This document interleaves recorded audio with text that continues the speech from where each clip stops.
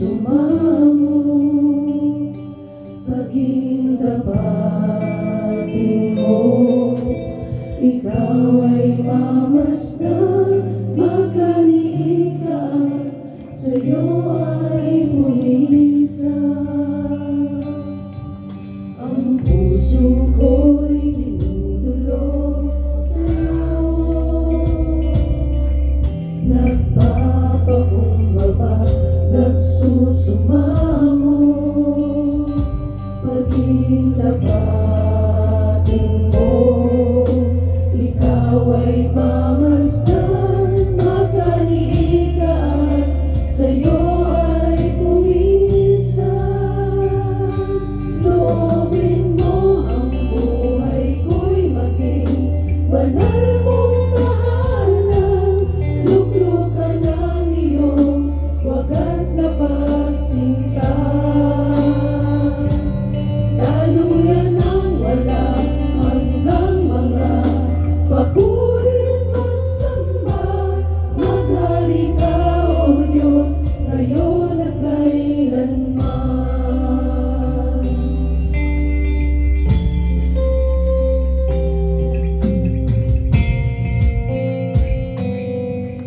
Ang puso ko'y dinudulog sa'yo,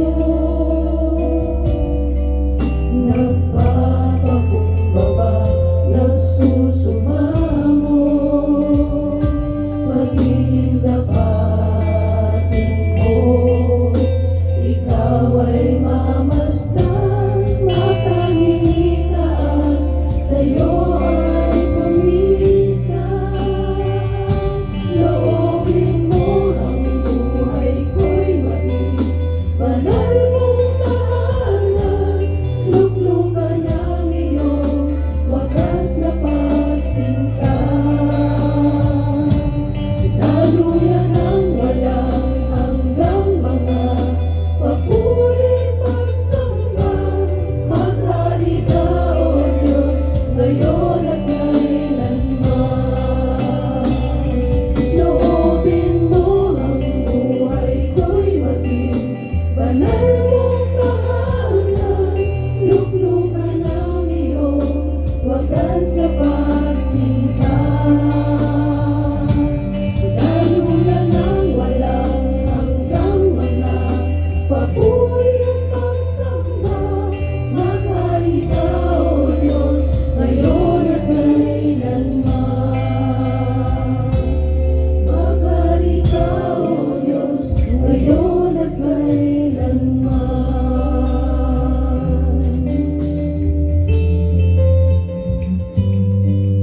This is our prayer and declaration, O Lord. Loobin mo na ang buhay namin ay maging banal mong tahanan. Amen? Isang maganda at mapagpalang umaga po sa ating lahat. Good morning! Indeed, it's a wonderful Friday worship na naman po sa ating lahat. At welcome sa ating bulwagan ng ating Panginoon. Amen? At this week po, some schools celebrated Mental Health Awareness Day with the theme, Healthy Minds, Happy Hearts. This is to remind everyone that taking care of our minds and emotions is very important. Very essential po na tayo ay maging aware kung tayo pa'y nasa maganda pang state of mental state of mind. Alam po natin that many people nowadays struggle with stress, anxiety, depression, and other mental problems. And I believe that the best therapy and perfect panacea to combat this ay ang salita at presensya ng Diyos. Amen. The Word and presence of God are the best therapy because they heal not only the body, but also the mind and soul. When we hold onto the Word of God and dwell in His presence, we find peace, hope, and wisdom that comfort us in all times. Amen?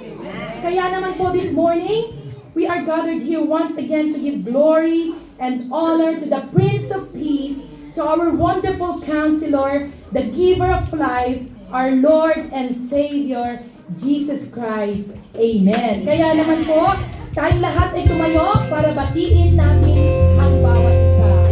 Amen. Mga kapatid. Ay magkamayan. Nagpasalamat sa Diyos sa buhay.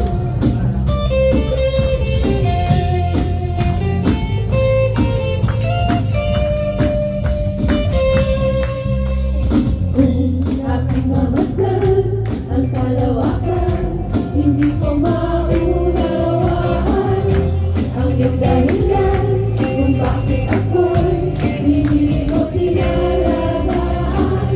Di ko kayang isipin, hindi ko kayang sukatin ang pag-ibig mo, Jesus, na iyong binigay sa akin. Salamat, O Diyos! Salamat, salamat, O Jesus, sa pag-ibig mo. Walang ibang nagmahal sa akin ng katulad mo. Salamat, salamat, O Jesus, sa pag-ibig mo. Ako'y magsasaya sa piling mo.